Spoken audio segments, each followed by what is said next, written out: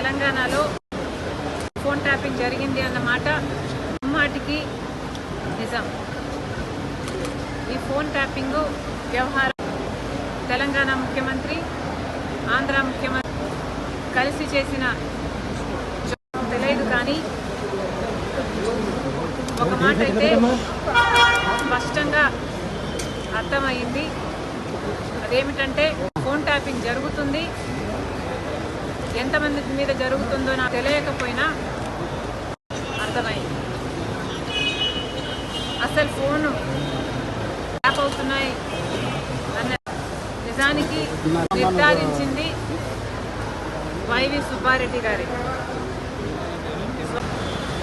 ఇది నిజమని నేను ఏ ఇన్వెస్టిగేషన్ ముందరైనా చెప్పగలను, బైబిల్ మీద ప్రమాణం చేయగలను, నా బిడ్డల మీద ప్రమాణం చేసి ఇది నిజమని